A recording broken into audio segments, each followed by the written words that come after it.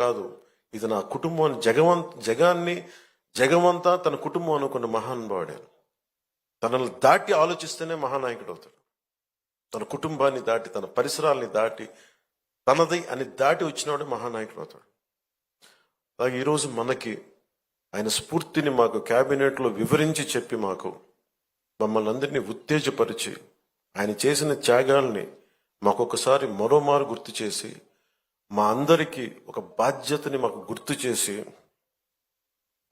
గుర్తు చేసి మాకు ఆయన ఆత్మార్పణ దినాన్ని చాలా బలంగా జరుపుకోవాలి, మనం కృతజ్ఞతలు అయి ఉండాలి, దానికి మనం బద్దులై ఉండాలని చెప్పి 10 సార్లు ఉత్తేజపూరితంగా చెప్పిన శ్రీ నారా చంద్రబాబు నాయుడు గారి మనస్ఫూర్తిగా వారికి నా కృతజ్ఞతలు, నా అభినందనలు తెలియజేస్తున్నాను.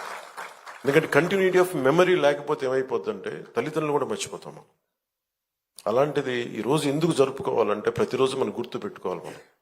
నేను ఈరోజు అన్నం తింటున్నాను, నేను ఒక పదవి వచ్చింది, నేను ఒక ఉద్యోగం చేస్తున్నాను, భాషా ప్రయుక్త రాష్ట్రాలు వచ్చినాయి అంటే ఆయన బలిదానం వల్ల. అది గుర్తుపెట్టుకోవడానికి ఇలాంటి సంస్మరణ దినాలు చాలా అవసరం గుర్తుపెట్టుకోవడానికి.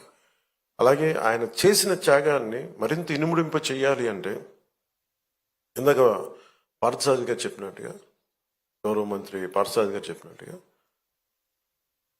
గౌరవ ముఖ్యమంత్రి శ్రీ నారా చంద్రబాబు నాయుడు గారి నాయకత్వంలో విజన్ 2047 ఆవిష్కరించారు పుస్తకాన్ని. ఎలా ఉండాలి విజన్ అనేది. ఆయన ఒక పొట్టి శ్రీరాములు గారు ఒక కలగన్నారు, ఆంధ్రులకి ఒక ప్రత్యేక రాష్ట్రం కావాలని. నందమూరి తారక రామారావు గారు తెలుగు ప్రజలను ఎప్పుడు కూడా మద్రాసీలు అంటే నేను తెలుగు వాడినని సగర్వంగా చెప్పి, తెలుగు వాడు కాలర్ ఎగరేసుకున్న తెలంగాణలో ఉన్న ఎక్కడున్నా సరే మాకంటూ ఒక ఉనికి ఉందని ఆత్మగౌరవాన్ని చాటి చెప్పిన మహానుభావులు శ్రీ ఎన్టీ రామారావు గారు. అలాగే చంద్రబాబు నాయుడు గారు మొన్న చెప్పాను, ఒక పార్టీని నడుపుతూ ఎంత కష్టమో నేను చెప్తా ఉన్నాను. ఆయన మనుగడ సభలో చెప్పాను, చాలా కష్టం ఒక పార్టీని నడపడం. ఒక 5 కోట్ల మంది, ఇన్ని కోట్ల మంది ప్రజల తాలూకు జీవితాన్ని నిర్దేశించే పాలసీలు తీసుకురావడం చాలా కష్టం, కంకణబద్దులై ముందుకు తీసుకెళ్ళడం కష్టం. అలాంటిది 2047కి ఎలా ఉండాలి ఈ రాష్ట్రం, అదొక డాక్యుమెంట్, అది ఒక దిశానిర్దేశం చేస్తుంది. ఇలాంటి అవకాశాలు ఉన్నాయి, ఎంత పెట్టుబడి పెట్టబోతున్నాం, లేదంటే మనం నేచర్ ఫార్మింగ్ ప్రకృతి వ్యవసాయం చేస్తున్నాం, లేదంటే ఇన్ని ఉద్యోగాలు కల్పించబోతున్నాం, లేదంటే ఇలాంటి మన టూరిజంలో ఇలాంటి ఆలోచనలు ఉన్నాయి. ఇవన్నీ ఏం చెప్తున్నాయి అంటే ఎవరైనా అందిపుచ్చుకోవచ్చని. దీనికి ఒక కులం లేదు, ఒక మతం లేదు, ఒక ప్రాంతం లేదు.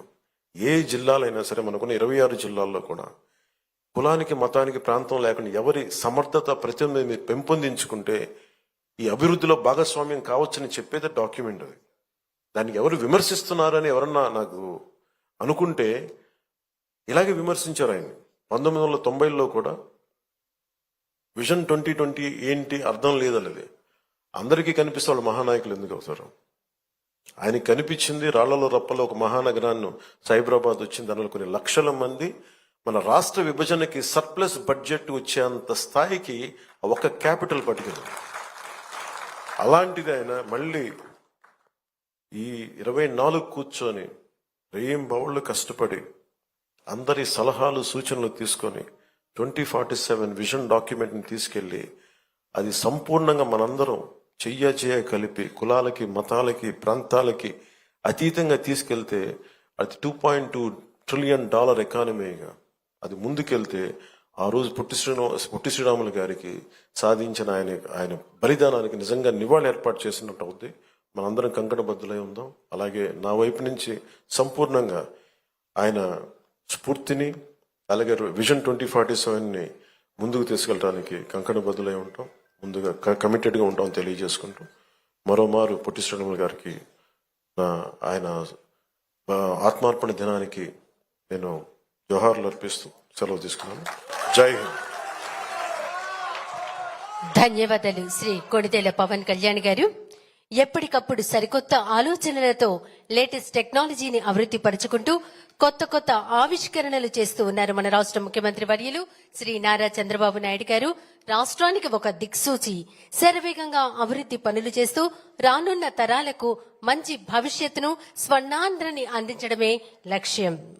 అమరజీవి శ్రీ పొట్టి శ్రీరాములు గారి ఆత్మార్పణ దినం సందర్భంగా రాష్ట్ర ముఖ్యమంత్రి వర్యులు శ్రీ నారా చంద్రబాబు నాయుడు గారి సందేశం ఇప్పుడు.